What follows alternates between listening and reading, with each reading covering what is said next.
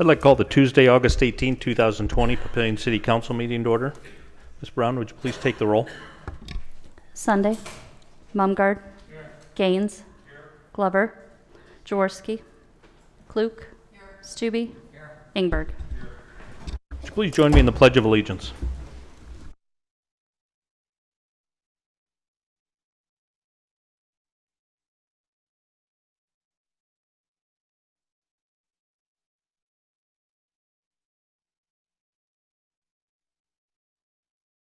Thank you. And do we have an affidavit of publication on file? We do. And a current copy of the Open Meetings Act is posted in the back of the council chambers.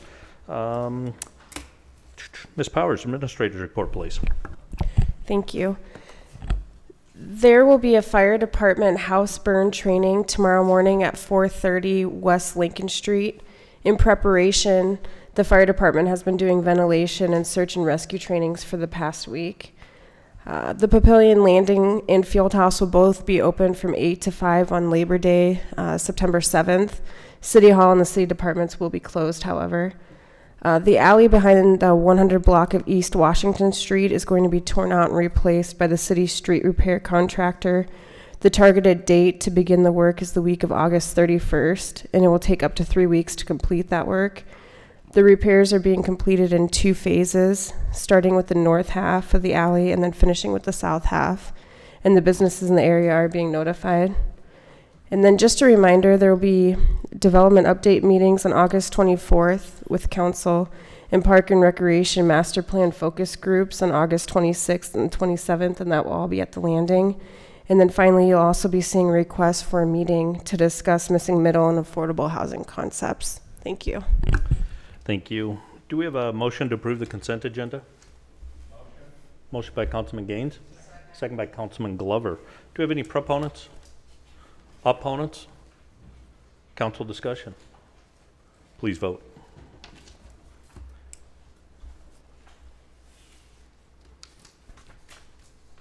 Six yeas, 0 nays. Motion passes. Next is item D1, Ordinance 1893.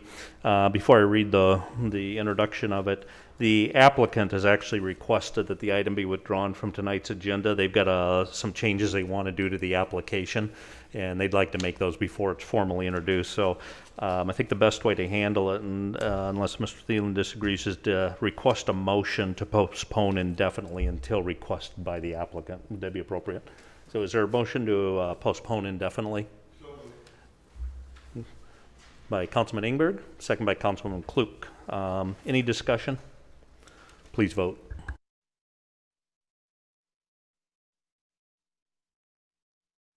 Six yeas, 0 nays. Motion passes. Thank you. Item D2, Ordinance 1894.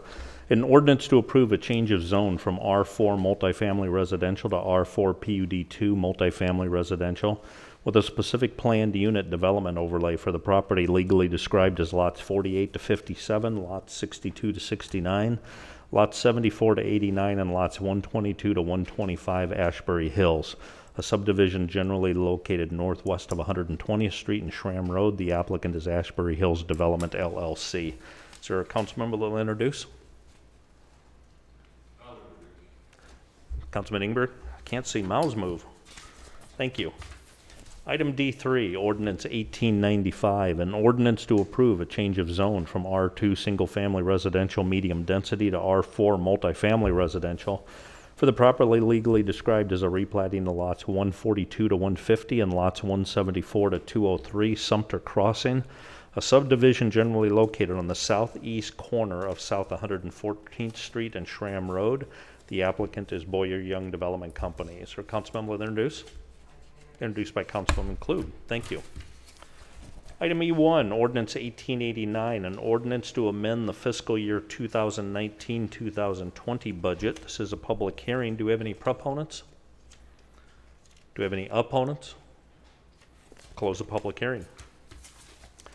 Item E2, Ordinance 1891, an ordinance to amend Table 20538 of Article 4 Zoning District Regulations of Chapter 205 of the Papillion Zoning Ordinance to allow custom manufacturing in LC Limited Commercial District by special use permit. The applicant is the City of Papillion. It's the Custom Manufacturing Ordinance Amendment. This is a public hearing. Do we have any proponents? we have any opponents? Close the public hearing. Item E3, Ordinance 1892, an ordinance to approve a change of zone from AG agricultural to R4 multifamily residential for the property legally described as a tract of land being part of Tax Lot 4, a tax lot located in the northwest quarter of Section 5, Township 13 North, Range 12 east of the 6 p.m., Sarpy County, Nebraska, generally located on the southwest corner of South 114th Street and Schramm Road. The applicant is Felker Family Farms, Belterra. Public hearing. Proponents, welcome. Evening, Mayor, Council members. Jason Thielen, E&A Consulting Group, 10909 Mill Valley Road, Suite 100 in Omaha. Here on behalf of the developer with me as well is Larry Jobin, who is attorney on the project as well and is here for questions. Before you is a preliminary plat, revised preliminary plat for the phase 2 of what's now called Belterra. You may recall early on it was called Ashbury Heights, and we changed that name. Just to give you an idea where it's at, we've got Schramm Road at this location, that's our northern border, and we've got 114th Street on our eastern border. 120th eventually comes down through. This is where the college used to be, Sumter Crossing, and then I believe it's Ashbury Creek, I think. Yep, Ashbury Creek there. It's a 115 lot replat, meeting all the R4 zoning requirements, so it meets the base zoning. These are all single family lots. They're somewhere between 55 and 65 feet wide and 130 feet deep. Gives you an idea of the phasing. First phase, you may have recalled, was the up against Schramm Road. Took us all the way through the development, and then this is in this northwest corner of the property. Home values will be somewhere between $250,000 and $275,000. I believe we were before you several months ago talking about trying to bring some affordable housing, something that the council and planning commission has asked for. And so while we're not quite where we'd like to be on a price point, we are going in the right direction to getting to some of that workforce housing for our teachers and police officers and firefighters and those in the community that want good housing as well. The final plat should be coming here in a few weeks. We're working through the subdivision agreement with staff. We are at a conditional approval. We're fine with all the conditions, pretty clean report. We're in conformance with your subdivision regulations and your zoning and your comprehensive plan. And I'd be happy to answer any questions you might have. Thank you very much. Do we have any other proponents? Do we have any opponents? Close the public hearing. Thank you very much. Next is item F1.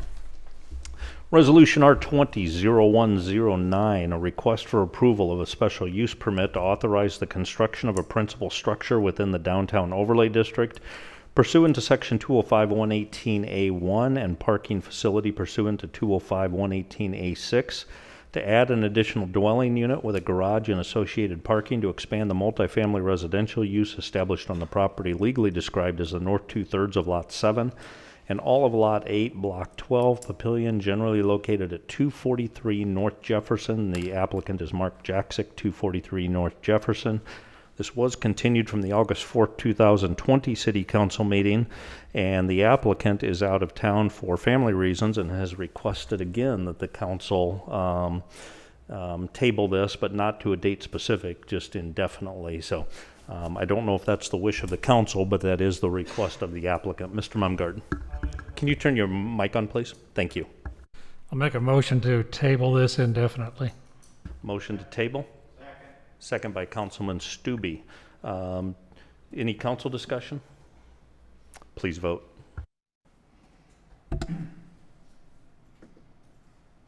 6 yeas, 0 nays. Motion passes, so it is tabled indefinitely. Item F2, Resolution R20-0130, a public hearing and a vote.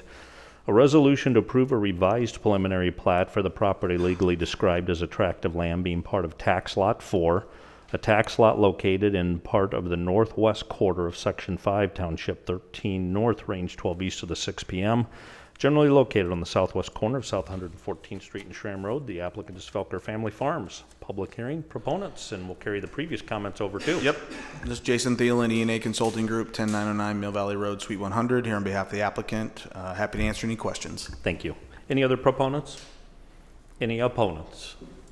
Close the public hearing. Is there a motion to approve Resolution R20-0130? Motion by Councilman Gaines, second by Councilman Glover. Any discussion? Please vote.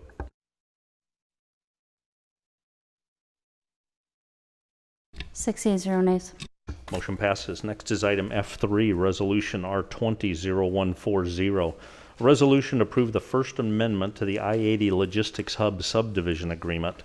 Is there a motion to approve Resolution R20-0140? Motion by Councilman Ingberg. Second by Councilman Glover. Any proponents? I'm sorry. Doug Walter, E&A Consulting Group, 10909 Mill Valley Road. Here on behalf of the applicant, be happy to answer any questions you have. Thank you very much. Are there any other proponents? Any opponents? Council discussion. Please vote.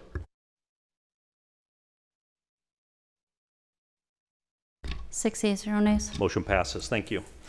F4, Resolution R20-0142, a resolution to approve a revision to the Willa subdivision agreement to name USRE Willa LLC as the developer in place of Ryan Companies US. Is there a motion to approve Resolution R20-0142? Motion by Councilman Klug. Second by Councilman Stubbe. Are there any proponents? I will note for the record an applicant's representative is here. Are there any opponents? Any council discussion? Please vote.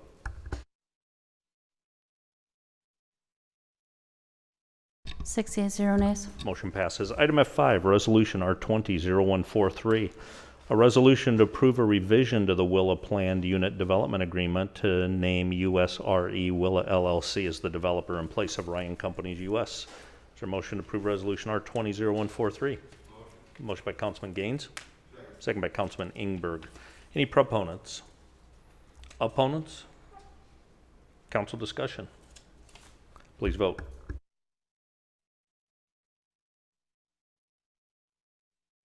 Six yeas, 0 nays. Motion passes. And also related item F6, Resolution R20-0144. A resolution to approve a waiver of maximum permitted sound levels for that part of property legally described as attractive land located in the southwest quarter of Section 25, Township 14 North, Range 11 east of the 6 p.m. Proposed platted as Lot 1 Willa, generally located on the northeast corner of Highway 370 and Highway 50. The applicant is Ryan Companies Willa. Is there a motion to approve Resolution R20-0144? Motion by Councilman Glover. Second. Second by Councilman Stubbe. Are there any proponents? Any opponents? Council discussion. Mr. Stubbe. Yeah, so with the developer's representative coming down here, might as well ask him some questions. So, And if you'd state your name for the record. Good evening, Mr. Mayor, members of the council. David Madden, McGrath North Law Firm, 1601 Dodge Street, Suite 3700, Omaha 68102. so I'm just going to ask you a question, but essentially just to kind of give us an update as far as what's going on. So Right. You've got a developer change. You've hired essentially a contractor to start construction. So can you give us an idea as far as what's going to happen? When's Sure. it going to happen? How long it's going to be? And So nothing's actually changed in terms of our timeline. This is really all more of a timing issue. If you recall, this was on a fast track. We had to hit the pause button for a while. And so normally conversations that are ongoing throughout the process about who's going to provide the equity for the capital stack, who's going to be the financial partner are ongoing. In this case, because we hit pause, that decision wasn't made in the normal cadence of events. So after we got everything fully entitled, the next day it came down that the end user had selected a different financial partner. So that financial partner actually takes title to the ground. Ryan Companies US Inc. remains the developer. They're the general contractor. They're going to be around. They're not going away. It's just a really more semantics and changing entity names in terms of who's the actual party to the agreement. okay. So can you tell us a little bit as far as when proposals to take out permits, when you might break ground, those types of things? Well, I don't know for sure, but I Okay. know that I think we're in the process. I think we may have already submitted a building permit application, and that process is working its way through city. And if we haven't, it will be coming soon. So Mark and his staff should get geared up for that. But yeah, we're not hitting the pause button. It's more just making sure that we wanted to be transparent and make sure the agreement read the way we felt it needed to. And that's the same with the noise waiver as well. Very good, thank you. You bet. Thank Anything you. else? Any other questions? Please vote. 6 yeas, 0 nays. Motion passes. It's all the regular agenda items. We did have a committee meeting. The Finance Administration Committee met. Is there a report out from that? Mr. Ingber. Thank you, Mayor. We had 3 items on our agenda tonight. 2 of the 3 were a continuation of prior discussions at our July 21st meeting. The first item was the field use guidelines, and we had some most of the resolution to any changes in the guidelines on our July 21st meeting, but we wanted to change some language and deal with some accountability if a person who reserved field use did not show up. So that'll be coming before the council in the future. Also, the second item we dealt with were the vendor fees, the mobile vendor fees. I know Councilman Gaines and the Safety Committee has been working on that item as far as mobile vendors, but my understanding is the fee portion was set over to the F&A Committee, and we came up with a recommendation for that as well. It's a verbiage which will allow vending mobile vendors on public right-of-way and private property, but not on public property per se. So they wouldn't be on, for example, in the Papillion Bay parking lot and those kind of areas. The last thing was a discussion of the city's fireworks ordinance. The city attorney did a great deal of cleanup in the language. The only real substantial change was, and this is something Councilman Mumgarden had some expressive interest in, was adding 2 additional permits to the 10 we already offer now. We did add some verbiage to that as well that will make sure that 2 additional available permits will be for nonprofit organizations and not for-profit organizations. That concludes my report. Thank you very much. No other committees met? Excuse me, Mayor. Yes, sir. Can I ask a question of the council member? Okay, with regard to the fireworks ordinance, so the committee is recommending only that we add 2 more spots, but yet do nothing with regard to the grandfather clauses? That's correct. We felt that, I don't want to speak for the other members of the committee, but we felt that that was still to be left in place, but by adding 2 more additional permits, that would allow them to do what you suggested, which gives them an opportunity to start accumulating their time as a permit holder. So as others drop out, they will be in that queue of the 10 that we currently have now. That way we offer a couple more for nonprofits. We also hopefully solve the issue you brought up, which is they have to be able to have a way to get into the group and get a permit in order to start accumulating those years of being a permit holder. Okay, when do we anticipate then that amendment will be in front of the council?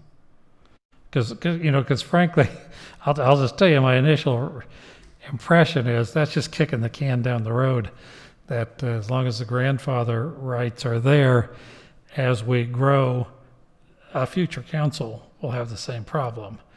And so, I want to make sure that issue gets discussed. I don't want to kick anybody out, but I also don't want to kick the can down the road. Well, I will suggest it'll probably be introduced to the next council meeting, I would assume. I'll leave that up to the city attorney and the city administrator, but I would anticipate it at least be introduced to the next council meeting.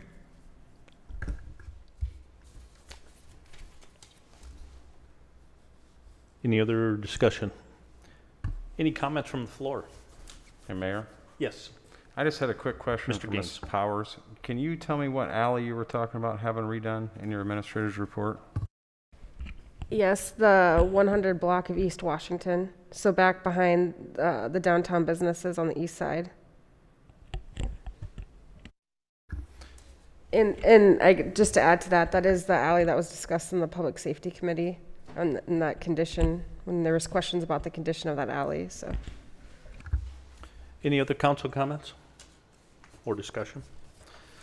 Just a couple things from the last couple of weeks. Again, we continue the weekly calls with the health department and all the other jurisdictions in the area, both Sarpy and Cass.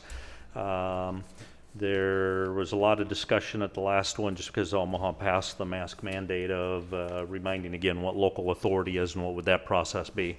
And again, the outcome of that is directive health measures, we believe, in Sarpy and Cass County come from the health department. And so if they issue that directive, then obviously we would be under that directive. But as of the last meeting, they were not calling for one, but they were watching the data real close and watching what was occurring in both Omaha and Lincoln with trends and those actions. So those meetings continue on Thursday. We had a United Cities legislative update again, but not a lot there because the legislative session came to an end. So that was more just updates. But I would use that as a reminder. If you have any specific items that you think the legislature should be addressing, now's a good time to raise those because we can work those over the summer and then have those prepared to go into the next session. So if you have those items, let us know. Then I think the only other two things, veteran related, put on your calendar September 18th to the 20th. Lori has the honor of hosting the Flights of Honor.